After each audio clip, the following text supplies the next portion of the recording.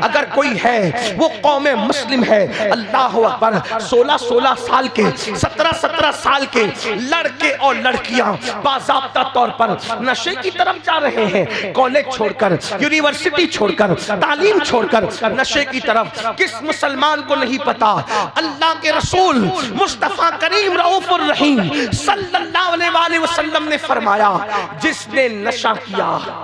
اس نے محمد پر نازل ہونے والی کتاب کا گویا کہ انکار کیا۔ اللہ اکبر، اللہ اٹھا کر حدیث رسول دیکھو، اللہ کے رسول علیہ السلام فرماتے ہیں نشہ کرنے والے جب قیامت کے دن اٹھ کر کے اللہ کی بارگاہ میں آئیں گے، نشہ کرنے والے، کاش میری یہ آواز، یہ میری گنہگار آواز، یہ میری بے اثر آواز، کاش اللہ اس میں اثر پیدا کر کے کسی نشہ کرنے والے جوان تک پہنچا دے کہ اللہ کے رسول علیہ السلام فرماتے ہیں نشہ کرنے والا جب قیامت کے دن اللہ کی عدالت میں اٹھ کر کے آئے گا تو اس کا چہرہ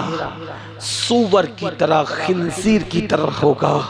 اور اس کی آنکھوں سے خون ٹپک رہا ہوگا، اس کی آنکھوں سے خون بہ رہا ہوگا، اور وہ اپنی منہ سے الٹی کر رہا ہوگا تو وہ الٹی پاخانے کی الٹی ہوگی، یعنی اس کے منہ سے غلاظت پاخانہ نکل رہا ہوگا۔ منہ سور کا،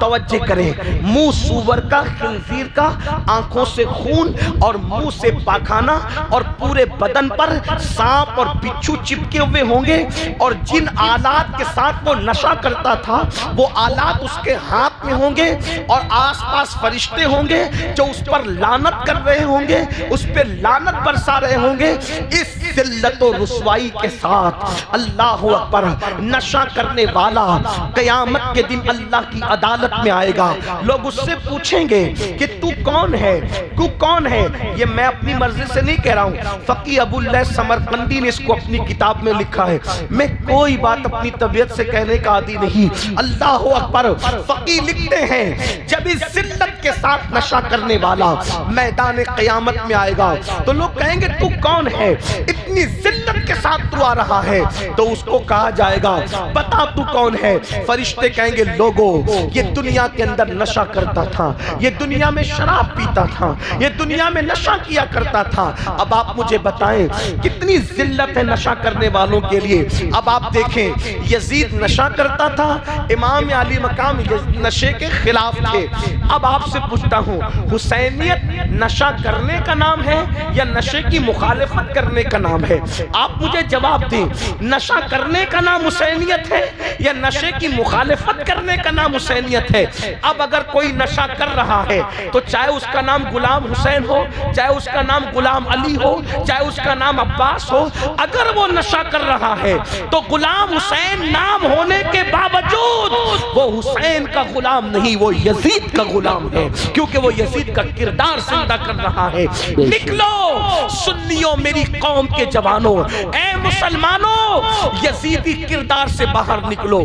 دوسری بات بہت لمبی نہیں کرنے والا، گرمی کا موسم ہے، آپ لوگ بہت گرمی میں بیٹھے اس کا مجھے خیال ہے، لیکن دوسری بات، ایک دو بات اور کروں گا، بات ختم کروں گا۔ دوسری بات، یزید علل اعلان نمازوں کو ترک کرتا تھا، وہ نماز نہیں پڑھتا تھا، اس نے سفر حج میں بھی نماز چھوڑی، مدینہ منورہ آ کے بھی اس نے نماز میں غفلت کی۔ امام کے سامنے اس کا یہ کردار موجود تھا، یہ کیریکٹر موجود تھا۔ آپ سے پوچھنا چاہتا ہوں، لوگ اس پر ہنستے ہیں، ہم لوگ کا مذاق اڑاتے ہیں، ابھی تک یہ لوگ نماز روزے میں ہی